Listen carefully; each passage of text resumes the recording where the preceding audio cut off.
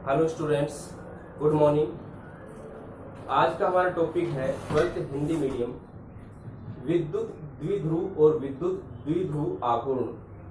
ठीक है, विद्युत द्विध्रुव और विद्युत द्विध्रुव आघूर्ण, electric dipole and electric dipole moment. देखो नाम से पता चल रहा है यहाँ पे विद्युत द्विध्रुव, द्वि का मतलब दो से, दो ध्रुव है। ठीक है, तो सबसे पहले हम इसकी डेफिनेशन पढ़ेंगे, इसकी विद्युत द्विध्रुव क्या है। सबसे पहले हम क्या करें, विद्युत द्विध्रुव क्या होता है उसकी परिभाषा पढ़ेंगे। विद्युत द्विध्रुव, देखो दो ध्रुव की बात हो रही है, तो यहां पे आ जाएगा दो ध्रुव की जगह दो आवेश। क्या हो जाएंगे? आवेश। तो ये दो आवेश और विपरीत प्रकृति के परिमाण में अगर समान है तो उससे बनने वाले जो निकाय को क्या कहते हैं? विद्युत द्विध्रुव। तो अब परिभाषा क्या बनी इसकी? विद्युत द्विध्रुव वह निकाय है जिसके दोनों आवेश, दोनों सिरों पर समान परिमाण के और विपरीत प्रकृति के आवेश अल्प विस्थापन में विद्यमान हो। यानी कि जैसे मान लीजिए ये इसका एक सिरा तो ये है A और एक सिरा किसका ये B है। एक सिरे पे इसका जैसे -Q है तो एक पे क्या होगा? +Q। क्या होगा? अब देखो Q और Q परिमाण में तो समान है, लेकिन एक माइनस का तो एक ही प्लस है। प्रकृति इनकी क्या है? अलग अलग है। ये ऋणावेश में है, ये धनावेश में है। ठीक है, इनके बीच में अल्प विस्थापन है। क्या है इनके बीच में? अल्प विस्थापन में, जिसको हम क्या मानते हैं? 2a। क्या मानते हैं? 2a। ये 2a है, तो ये इसका जो सेंटर होगा, O पॉइंट होगा, ये इसका केंद्र होगा, द्विध्रुव का केंद्र है O बिंदु। तो यहां से लेकर यहां तक की A डिस्टेंस है और यहां से यहां तक की डिस्टेंस A है। तो इसकी परिभाषा क्या होगी? देखिए इसकी परिभाषा क्या है? परिभाषा ये होगी, यदि दो समान परिमाण के आवेश, दो समान परिमाण व विपरीत दिशा या विपरीत प्रकृति, प्रकृति का मतलब प्लस माइनस से है, विपरीत प्रकृति के आवेश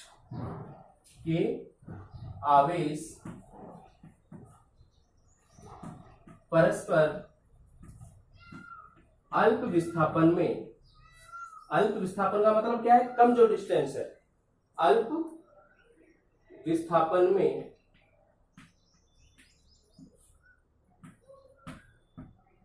उपस्थित हैं, तो इसे क्या कहते हैं? इस निकाय को विद्युत द्विध्रुव कहते हैं। विद्युत द्विध्रुव कहते हैं। ठीक है, डेफिनेशन की, यदि दो समान परिमाण की बात है। यहाँ पे परिमाण कितना है? Q रहा दोनों का। अब वो परिमाण कितना ही हो सकता है, जैसे अगर यहाँ माइनस के 2Q है तो यहाँ भी प्लस के 2Q होंगे, वहां माइनस के 3Q है तो यहाँ पे प्लस के 3Q। परिमाण दोनों का बराबर रहना चाहिए, सिर्फ चिन्ह अलग हो। यानी कि प्रकृति क्या होनी चाहिए? अलग होनी चाहिए, और दोनों के बीच की डिस्टेंस अल्प हो। जैसे हमने 2a मान रखा है, ये जो 2a है यहाँ पे, तो अब देखो यहाँ पे जो Q है वो तो क्या है? आवेशों का परिमाण, आवेश का परिमाण, जो कि A और बिंदु A और B पे समान है। ठीक है, -Q + Q। और यहाँ पे जो 2a है, ये क्या है? इनका दोनों आवेशों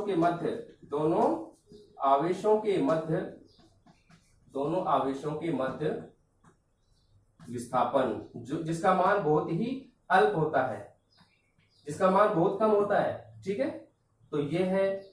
यहाँ पे जो बिंदु O है, बिंदु इसका एक सिरा A है, इसका एक सिरा B है, दोनों सिरों के मध्य कितना विस्थापन है? 2a है। तो केंद्र क्या है? बिंदु A है इसका, वो O है, वो द्विध्रुव केंद्र क्या होगा? और अब देखिए केंद्र से दोनों क्या है? समान दूरी पर है। बिंदु A से, जो A है वो भी O से A दूरी रखता है, और B है वो भी समान दूरी A रखता है। ठीक है, अब हमें क्या करना है?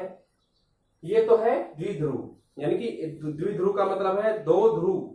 ठीक है, इलेक्ट्रिक डाइपोल क्या होता है, वह निकाय जिसके अंदर दो सिरे हैं, एक सिरे पर ऋणावेश है, एक सिरे पर धनावेश है। वो जो आवेश होगा उनका परिमाण बराबर होगा और उनके मध्य जो विस्थापन है वो बहुत ही कम होगा। इस प्रकार बने निकाय को हम विद्युत द्विध्रुव कहते हैं। ठीक है, समझ में आए? द्विध्रुव क्या होगा, दो सिरे हैं, विपरीत आवेश होंगे, समान परिमाण होगा, इनके बीच का अंतर जो विस्थापन बहुत ही कम होगा। इसको केंद्र कहेंगे। केंद्र से ये दोनों क्या होंगे, समान दूरी पे होंगे। तो ये तो क्या था, द्विध्रुव। इसके बाद अगला जो हमारा पॉइंट है ये है विद्युत द्विध्रुव आघूर्ण। अब इसमें पढ़ेंगे। ठीक है, तो ये समझ में आ गया होगा। अब देखो नेक्स्ट पॉइंट है हमारा विद्युत द्विध्रुव आघूर्ण।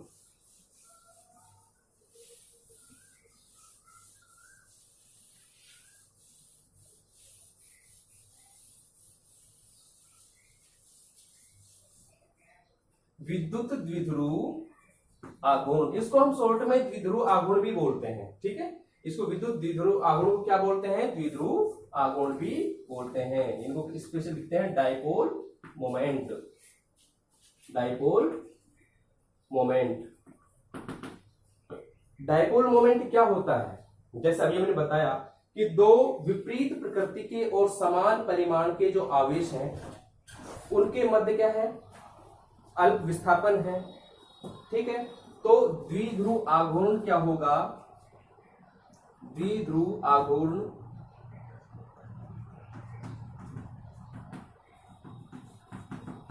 अल्प विस्थापन और समान परिमाण के गुणनफल के बराबर होगा। ठीक है, द्विध्रुव आघूर्ण बराबर ये होगा अल्प विस्थापन किसके मध्य, दोनों आवेशों के मध्य। अल्प विस्थापन और समान परिमाण वाले आवेश, आवेश का परिमाण और वो जो गुणा है, जो गुणनफल है वो भी कैसा होगा, सदिश गुणनफल होगा।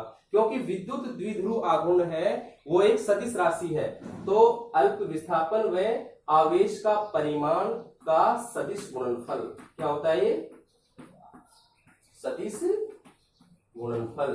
ठीक है, द्विध्रुव आघूर्ण क्या होता है, दोनों आवेशों के मध्य अल्प विस्थापन और जो आवेश का परिमाण है उसके सदिश गुणनफल के बराबर होता है। ठीक है, तो ये लिख दिया हमने। अब इसको किससे लिखते हैं, कैपिटल पी से लिखते हैं। और यहाँ पे क्या लिखे, क्योंकि सदिश राशि है तो यहाँ पे लगाएंगे वेक्टर। अगर ये तो इसका परिमाण है, तो अगर यहाँ पे विस्थापन है तो विस्थापन क्या होती है, सदिश राशि है, तो यहाँ पे लिख सकते हैं ये वेक्टर, टू ए वेक्टर। ठीक है, आपने पढ़ रखा है कि दूरी क्या होती है, अदिश राशि होती है, विस्थापन क्या होता है, सदिश राशि होती है। तो यहाँ पे हम बार बार अल्प दूरी नहीं कह रहे, हम शब्द ले रहे हैं अल्प विस्थापन। ठीक है, इसके अंदर दिशा होती है।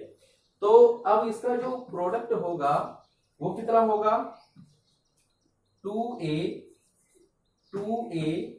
वेक्टर और क्रॉस सदिश गुणनफल क्रॉस में और वहां पे q।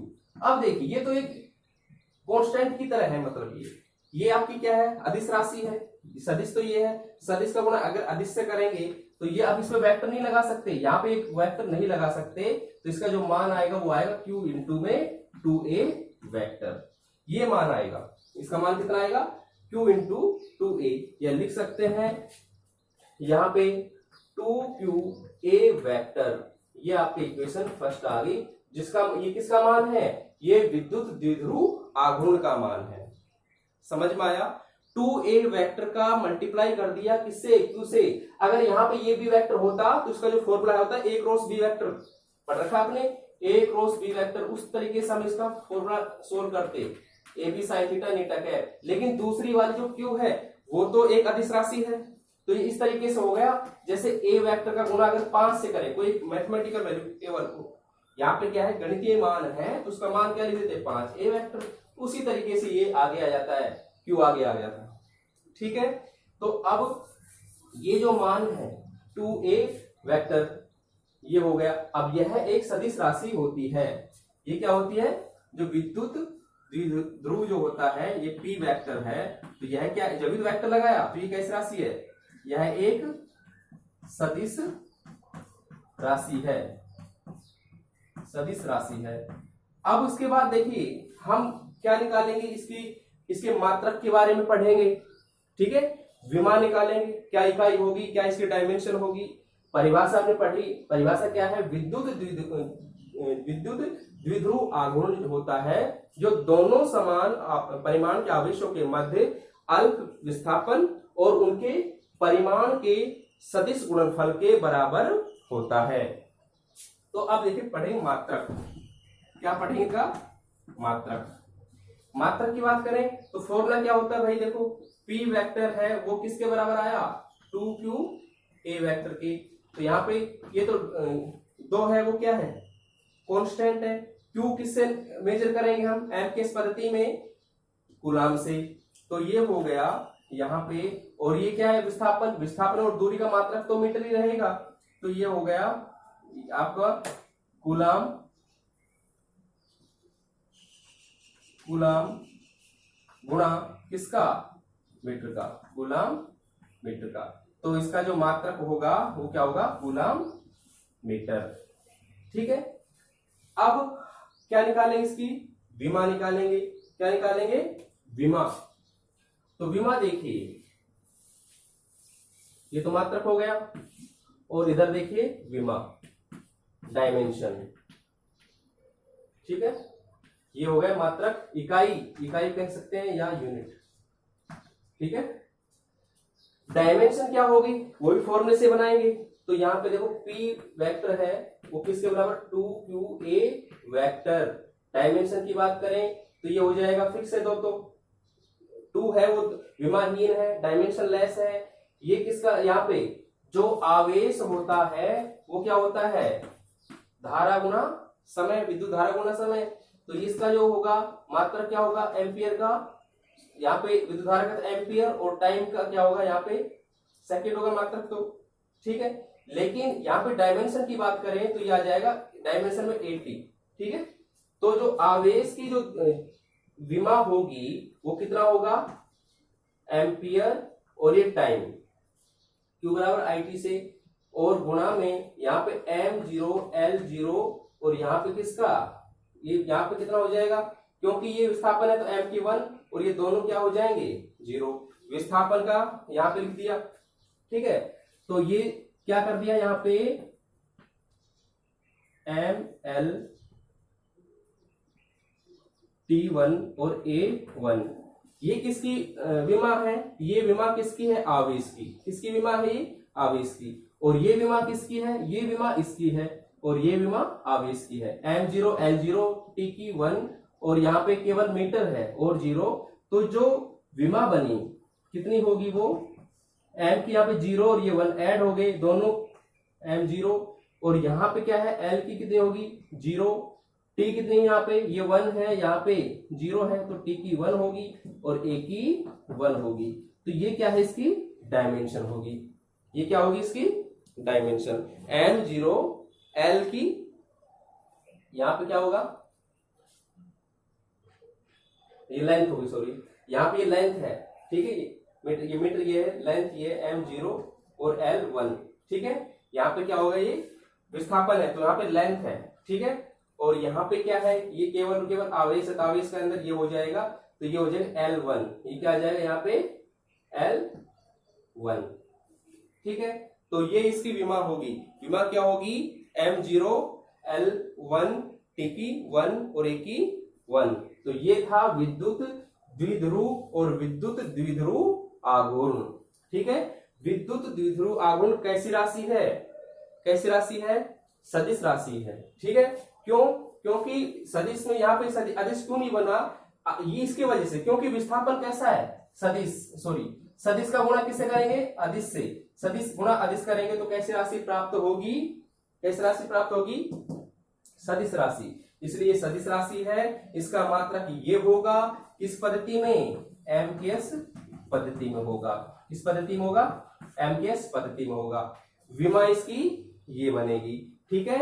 विमा क्या थी इसकी, दोबारा लिख देते हैं, विमा क्या थी आवेश की, m0, यहाँ पे L0, A यहाँ पे T1 और A1, ठीक है।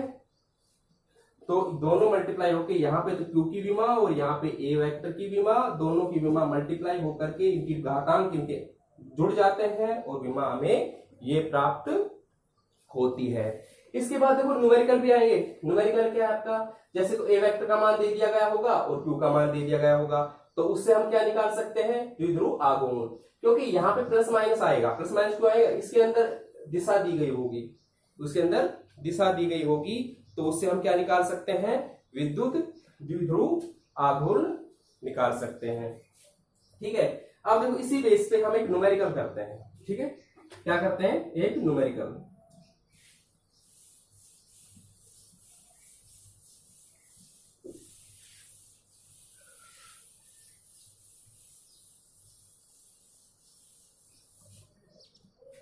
देखो न्यूमेरिकल क्या है,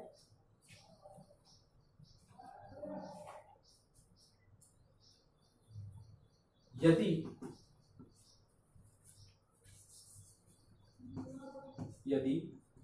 सोडियम धनायन, ठीक है, यदि Na+ और Cl माइनस, यहाँ पे क्या है, सोडियम प्लस और क्लोरीन माइनस, ये दोनों दो ध्रुव हो गए, यहाँ पे +1 ये -1, ठीक है। तो ये क्या है, दोनों द्विध्रुव है। के मध्य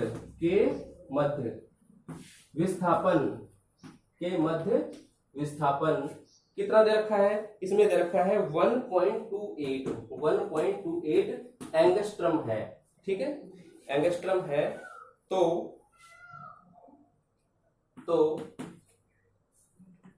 इनके मध्य विद्युत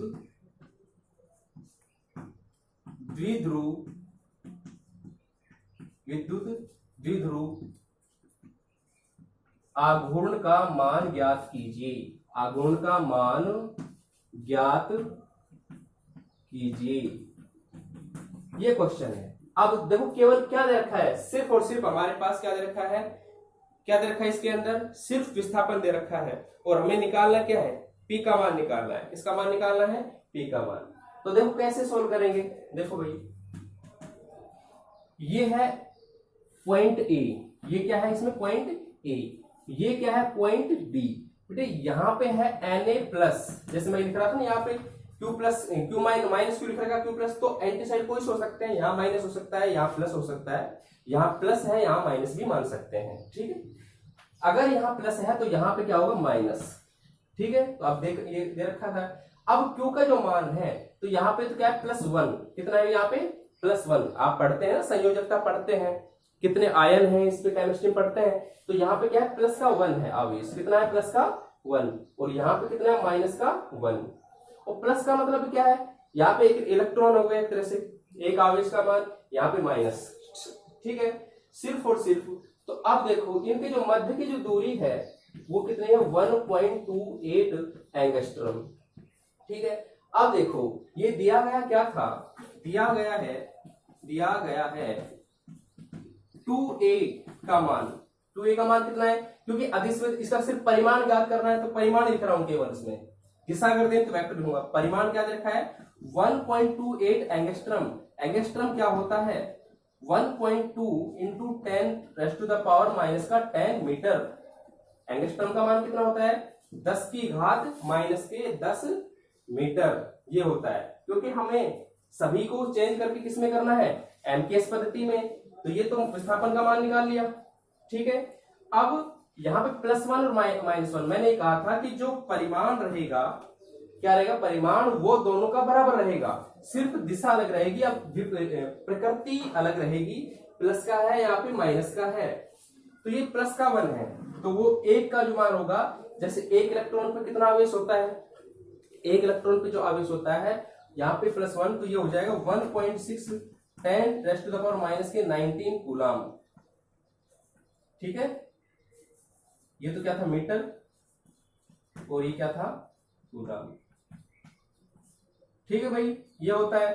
तो 2a का मान भी है, Q का मान भी है। अब हमें ज्ञात क्या करना है, हमें करना है, इसलिए द्विध्रुव आघूर्ण, विद्युत द्विध्रुव आघूर्ण वो क्या होगी, P। सिर्फ उसका क्या निकाल रहा हूं, परिमाण निकाल रहा हूं। क्या निकाल रहे हैं हम, परिमाण, परिमाण का परिमाण, क्योंकि उसमें दिशा जैसे मोड, तो यहाँ पे P वेक्टर का एक तरह से मापांक, परिमाण, मॉडुलस, तो ये हो जाएगा 2a इंटू क्यू।